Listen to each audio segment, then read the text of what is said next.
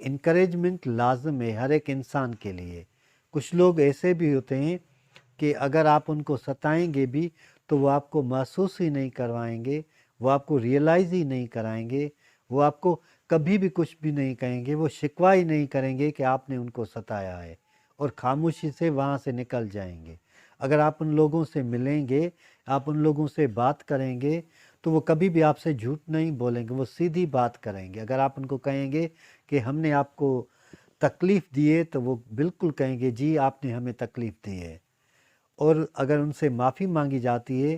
تو وہ معاف کر دیتے ہیں۔ ایسے لوگ ہی کامیاب ہوتے ہیں، کیونکہ وہ سمجھتے ہیں کہ اس زندگی میں جو سفر ہم کر رہے ہیں ایک راستے کی طرح ہے، اور اس راستے پہ کبھی کبھار انسان کو تکلیف بھی ملتی ہے، کبھی کبھار خوشی ملتی ہے، اور کبھی ایسا بھی ہوتا ہے کہ کچھ انجانے لوگ ہمیں مل جاتے ہیں، اور ان انجانے لوگوں سے اتنی واقفیت ہو جاتی ہے یا دوستی ہو جاتی ہے کہ ہم ان کو بھلائے نہیں بھولتے۔ اگر زندگی کو کسی اور اینگل سے دیکھنا ہو تو آپ دیکھیں گے کہ ہر ایک انسان کی پرسنالٹی کسی اور انسان سے مختلف ہوتی ہے۔ ہم جب کسی کو آبزرو کرتے ہیں یا ہم کسی کے بارے میں اپنی رائے دیتے ہیں تو ہمیشہ یہ سوچتے ہیں کہ ہمارا خیال اس نے کس طرح رکھا یا اس کا رویہ ہمارے ساتھ کیسا ہے۔ اگر کوئی بھی انسان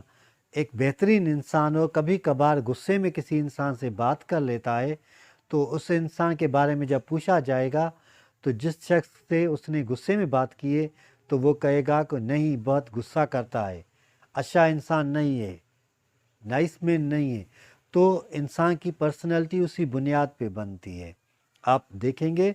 کہ کبھی کبھار ایسا بھی ہوتا ہے کہ ہم چاہتے ہیں کہ ہر ایک انسان ہم سے محبت سے ملے، پیار سے ملے،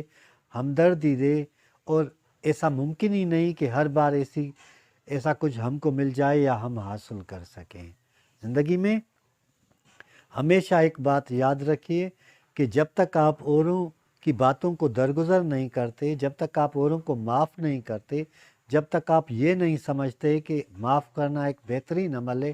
تب تک آپ کی زندگی میں کوئی بھی تبدیلی نہیں آئے گی۔ بہتر یہ ہے کہ اگر تکلیف میں ہیں تو اوروں کی ہمدردی حاصل کرنے کے بجائے صبر سے کام لیا جائے اور تکلیف کو فیس کیا جائے تو یہ بہترین عمل ہوگا۔ ویسے بھی جو ہمارے خاندان کی بناوٹ ہے یا فیملی اسٹرکچر، آپ دیکھیں گے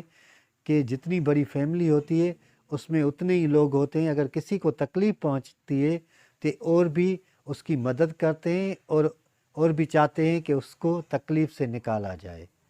اللہ ہم سب کو سیدھا راستہ دکھائے اور سیدھے راستے پہ چلنے کی توفیق عطا فرمائے۔